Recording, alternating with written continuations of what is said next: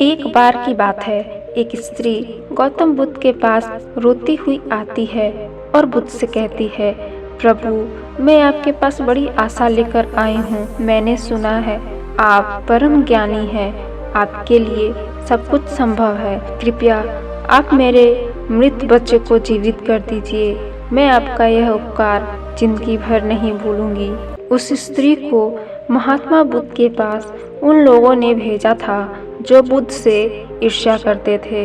उन लोगों का उद्देश्य था कि बुद्ध सभी के नजरों में गिर जाएं, किंतु उस स्त्री के पुत्र की मृत्यु वास्तव में हुई थी। परंतु वह स्त्री यह बात नहीं जानती थी कि उसका और उसके पुत्र का इस्तेमाल बुद्ध को नीचा दिखाने के लिए किया जा रहा है। उस स्त्री को लोगों ने यह बताया था कि बुद्ध सच में उसके मृत पुत्र को जीवित कर सकते हैं। वह स्त्री बुद्ध से कहती है, कहिए ना प्रभु, आप मेरे पुत्र को जीवित कर देंगे ना। वहाँ उपस्थित सभी लोग बुद्ध के उत्तर का इंतजार कर रहे होते हैं। बुद्ध कहते हैं, हाँ मैं तुम्हारे पुत्र को जीवित कर सकता हूँ।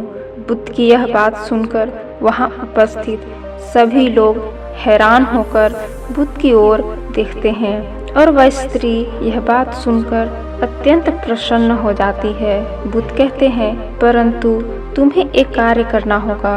वह स्त्री कहती है, कहिए प्रभु, मुझे क्या करना होगा। बुद्ध कहते हैं, तुम्हें एक मुट्ठी सरसों के दाने लाने होंगे। वह स्त्री कहती है, मैं अभी लेकर आती हूँ।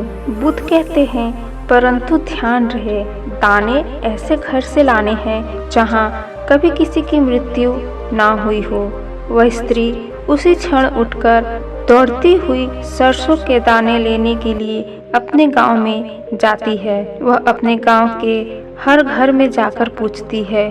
उसे सरसों के दाने तो सभी के घरों में मिलते हैं, किंतु उसे कोई ऐसा घर नहीं मिलता जहां आज तक कभी किसी की मृत्यु न हुई हो। कुछ देर बाद वह स्त्री यह समझ जाती है कि मृत्यु जीवन का एक ऐसा सत्य है जिसे कोई नहीं बदल सकता।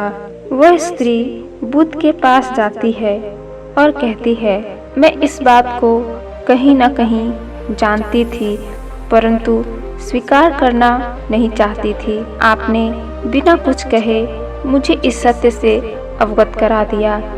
बुद्ध कहते हैं, जो जन्मा है उसकी मृत्यु निश्चित है और यह प्रकृति का नियम है। चाहे कोई सुंदर हो या कुरूप, बूढ़ा हो या जवान, मृत्यु सभी को आनी है। यह संसार जिसे हम सच मानते हैं, यह दुख और पीड़ा का क्षणभंगुर खेल है। जो जन्मा है उसकी मृत्यु निश्चित है।